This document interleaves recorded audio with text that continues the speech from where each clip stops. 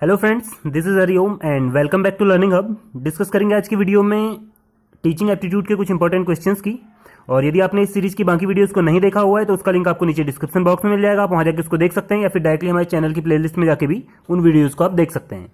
और यदि आपकी कोई क्वेरीज हो, कोई क्वेश्चंस हो इस टॉपिक से रिलेटेड या किसी अदर टॉपिक से रिलेटेड, तो आप मुझे नीचे कॉमेंट बॉक्स में बता सकते हैं। तो स्टार्ट करते हैं सेशन आज का। जो पहला क्वेश्चन है वो ये है कि यदि आपकी क्लास का कोई स्टूडेंट है वो गालियां देने की आदत उसमें हो जाती है, तो आप उसे सुधारने के लिए क्या करेंगे? तो ऑप्शन नंबर ए, आप उसे दंड देंगे, आप उसे समझाएंगे। आप उस ऑप्शन नंबर सी, उसके अभिभावकों से बात करेंगे और ये जानना चाहेंगे कि इसकी क्या वजह है, या फिर उसकी रिपोर्ट जो है प्रधानाचार्य को करेंगे। तो आप क्या करेंगे? आप उसके अभिभावकों से बात करेंगे और ये जानना चाहेंगे कि आखिर इसका क्या कारण हो सकता है, और उस बच्चे से भी बात करेंगे कि आखिर इस बात का क्या रीजन है, क्यों वो ऐसी आदतें सीख रहा है, और उसके बाद एक उसका संतोषजनक जो हल है वो निकालने की कोशिश करेंगे, उसको रेमेडी देने की कोशिश करेंगे। ठीक है। Next question number second, nursery school की शुरुआत किसने की?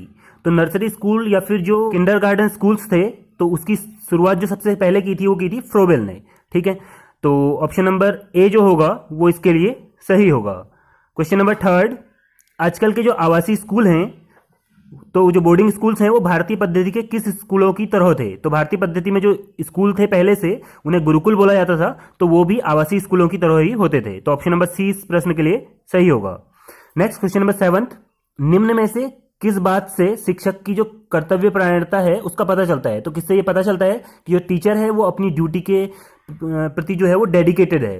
तो ऑप्शन नंबर ए, वो अपनी ड्यूटी जो है वो टाइम पे करता है, उस पर ध्यान देता है, या फिर वह कितने अधिक विषय पढ़ा सकता है, इससे इस बात का पता चलता है, या फिर उसके द्वारा जो पढ़ाए गए विद्यार्थियों का जो रिजल्ट है वो कितना अच्छा आता है, इससे इस बात का पता चलता है। तो ये सारे ऑप्शन सही हैं कि इन तीनों बातों से जो है उसकी कर्तव्य परायणता का पता चलता है कि वो कितना डेडिकेटेड है अपनी काम के प्रति। नेक्स्ट क्वेश्चन नंबर 8, किस स्तर की जो शिक्षा समस्याएं हैं वो अधिक महत्वपूर्ण और जटिल हैं? उच्च प्राथमिक स्तर की, या फिर प्राथमिक स्तर की, या फिर माध्यमिक स्तर की, या फिर सभी की? तो जो शिक्षा की समस्याएं हैं वो हर स्तर की समस्याएं अपने अपने हिसाब से जो हैं वो महत्वपूर्ण है। ऑप्शन नंबर डी जो होगा वो इसके लिए सही होगा। नेक्स्ट क्वेश्चन नंबर 9, आप अपने विद्यार्थियों की ऑप्शन नंबर ए, पारिवारिक समस्याओं को नहीं सुनेंगे जब तक कि कोई उसमें विशेष बात ना हो, या फिर आप व्यक्तिगत समस्याओं को सुनकर उसका यथोचित सलाह उनको देंगे, या पढ़ाई के संबंधित समस्याओं को सुनकर उसका हल करने की पूरी कोशिश करेंगे, या फिर तीनों बात उपरोक्त सभी? तो उपरोक्त सभी आप जो है पारिवारिक समस्याओं को तब तक नहीं सुनेंगे जब तक कि कोई उसमें बहुत ज़्यादा इंपॉर्टेंट चीज़ ना हो, और व्यक्तिगत समस्याएं उसकी कोई हों तो उनका भी आप उनको सुनकर भी हल निकालने की कोशिश करेंगे, और यदि कोई पढ़ाई से संबंधित कोई उसकी समस्याएं हैं तो उनकी भी हल निकालने की आप कोशिश करेंगे। तो ऑप्शन नंबर डी जो होगा वो इसके लिए सही होगा।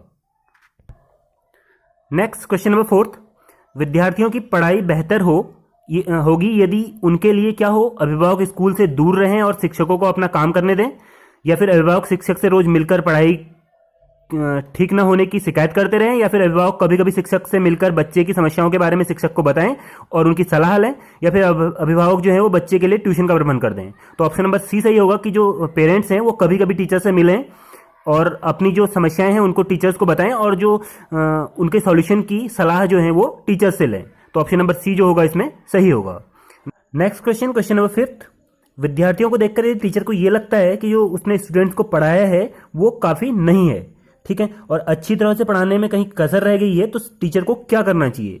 उसे उस विषय को दोबारा पढ़ाना चाहिए, या फिर उसे विद्यार्थी की सलाह देनी चाहिए कि वो पुस्तकों की मदद से उसको पढ़ ले दोबारा खुद, या फिर उसे कुछ नहीं करना चाहिए और दोबारा पढ़ाने से उसकी जो प्रतिष्ठा है वो प्रभावित होगी, या फिर उसे जो उस विषय को दोबारा अलग तरीके से पढ़ाना चाहिए? तो ऑप्शन नंबर डी सही होगा कि उसे दोबारा पढ़ाना चाहिए और अलग ढंग से पढ़ाना चाहिए, जिससे कि यदि पहली बार में उनको कोई प्रॉब्लम हुई हो उस तरीके से समझने में, तो नए तरीके से उनको शायद वो समझ में आ जाए। तो ऑप्शन नंबर डी इसके लिए सही होगा। नेक्स्ट क्वेश्चन नंबर 6, शिक्षण विधियों के प्रयोग से क्या होता है? पाठ रोचक बन जाता है, या फिर विद्यार्थियों की समझ में उससे अच्छी तरह आता है, या ऑप्शन नंबर सी, पाठ पढ़ाने का जो विद्यार्थियों को पूरा जो लेसन को पढ़ाने का जो स्टूडेंट्स हैं उनको पूरा लाभ मिलता है, या फिर उपरोक्त सभी?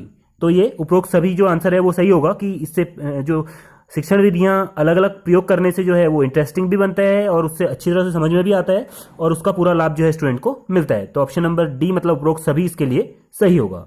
नेक्स्ट क्वेश्चन नंबर 10, तो क्वेश्चन में ये पूछा है कि शिक्षक के रूप में मैं बच्चों में जो ईमानदारी के गुण हैं उनको विकसित करूंगा, ऐसा आप सोच रहे हैं, तो आप इसको किस तरीके से करेंगे? उपदेश देके करेंगे या फिर नैतिक कथाओं के मीडियम से इसको करेंगे या उपदेश देके करेंगे, ठीक है, या फिर अपना एक आइडियल प्रस्तुत करके देंगे, बोलेंगे इसको, ठीक है। तो एक आदर्श नमूना या फिर एक आइडियल प्रस्तुत करेंगे, मतलब आप ऐसे गुण अपने आप में लाएंगे और उसी को देख के जो स्टूडेंट्स हैं वो खुद ब खुद इन चीजों को सीख जाएंगे। तो ऑप्शन नंबर डी इसके लिए सही होगा।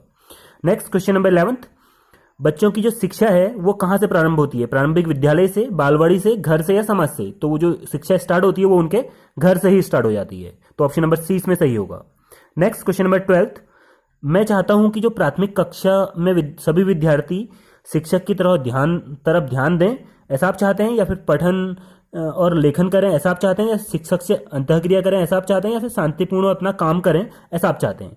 तो जो स्टूडेंट्स और टीचर जो हैं उनके बीच जो रिलेशन होना चाहिए वो ऐसा होना चाहिए कि दोनों एक दूसरे से अंतःक्रिया करें, मतलब एक दूसरे के बीच जो इंटरेक्शन है वो होते रहे और उसी इंटरेक्शन से जो उनकी लर्निंग प्रोसेस है वो काफ़ी अच्छी हो जाएगी। तो ऑप्शन नंबर बी सी जो है, शिक्षक से अंतःक्रिया करना या इंटरेक्शन करना, ये इसमें सही आंसर होगा।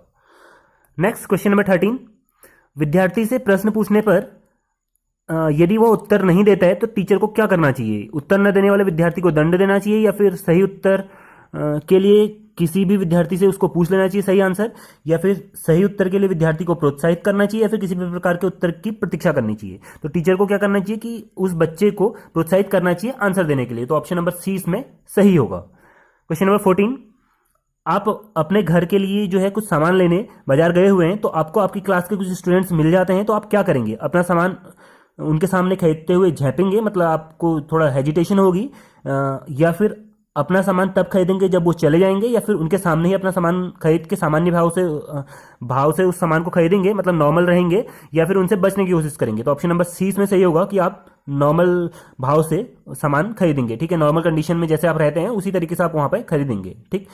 तो मतलब जो रिलेशन होना चाहिए दोनों के बीच वो एज अ फ्रेंड होना चाहिए आउटसाइड स्कूल, ठीक।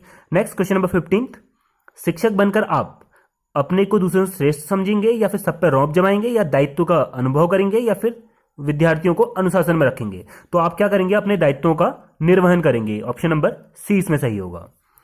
नेक्स्ट क्वेश्चन नंबर 20, क्या आप समझते हैं कि पाठशाला में नित्य जो भी एकत्रीकरण और प्रार्थना है वो जरूरी है? तो वो क्यों जरूरी है?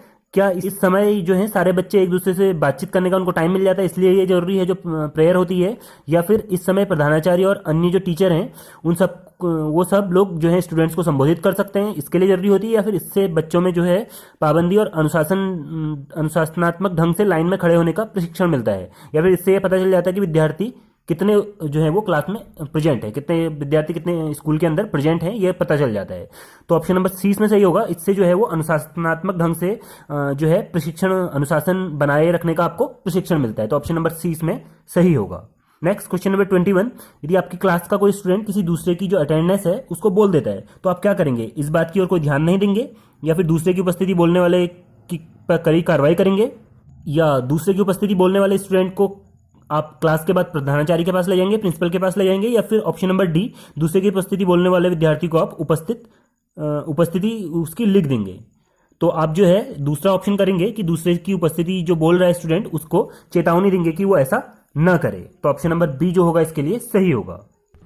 नेक्स्ट क्वेश्चन नंबर 16, किसी दिन आपकी क्लास के जो स्टूडेंट हैं वो आपसे कहते हैं कि उनका पढ़ने का मन नहीं है, तो आप क्या करेंगे? उनकी बात पर ध्यान नहीं देंगे, या फिर उनकी बात मान लेंगे और उनके साथ कोई सृजनात्मक कार्य अवश्य करेंगे, या फिर उनकी उपस्थिति लगाकर उनको छुट्टी कर देंगे, या फिर छुट्टी के टाइम पे आप स्टाफ रूम में चले जाएंगे, ठीक है, उनकी छुट्टी करके स्टाफ रूम में चले जाएंगे। तो ऑप्शन नंबर बी सही होगा। आप उनकी बात मानकर उनको पढ़ाएंगे तो नहीं, बट उस जो टाइम है उसमें कोई उनको क्रिएटिव वर्क करने के लिए देंगे, या फिर उनके साथ उनको क्रिएटिव वर्क करवाएंगे। तो ऑप्शन नंबर बी इसमें सही होगा।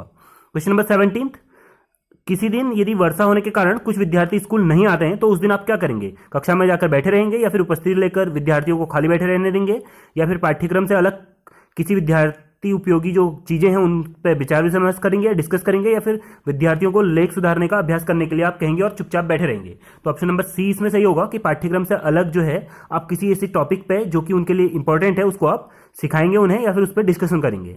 नेक्स्ट क्वेश्चन नंबर 18, आपका जो श्यामपट लेख है, मतलब आपकी जो राइटिंग है ब्लैक बोर्ड पे वो अच्छी नहीं है, तो आप क्या करेंगे? अपना लेख सुधारने का प्रयास करेंगे, या फिर श्यामपट पे लिखेंगे ही नहीं, या फिर श्यामपट पे किसी स्टूडेंट से लिखवाएंगे, या फिर संभाल कर वैसा लिखेंगे जैसा आपको आता है वैसा ही लिख देंगे। तो ऑप्शन नंबर ए सही होगा। आप कोशिश करेंगे कि आपकी जो राइटिंग है उसको सुधारने की। ऑप्शन नंबर ए इसमें सही होगा। नेक्स्ट क्वेश्चन नंबर 22, न्यून बुद्धि वाले विद्यार्थी को आप क्या करेंगे? मतलब एक ऐसा स्टूडेंट है जो कि जिसका मेंटल लेवल थोड़ा नीचे है, डाउन है, तो आप क्या करेंगे? उसको कठिन परिश्रम की सलाह देंगे, या फिर उसको ट्यूशन लेने की सलाह देंगे, या फिर स्कूल के बाद उसे पढ़ाने की पेशकश करेंगे, उससे बात करेंगे कि आपको एक्स्ट्रा क्लास दी जाएगी, या फिर कोई सलाह उसको नहीं देंगे? तो ऑप्शन नंबर सी सही होगा कि आप उसको एक्स्ट्रा क्लास देने के लिए बात करेंगे। तो आज की वीडियो में बस इतना ही। कैसा लगा आपको ये वीडियो हमें नीचे कमेंट बॉक्स में बताएं। यदि वीडियो पसंद आया हो तो वीडियो को लाइक करें, अपने फ्रेंड्स के साथ शेयर करें और हमारे चैनल को सब्सक्राइब करें। धन्यवाद।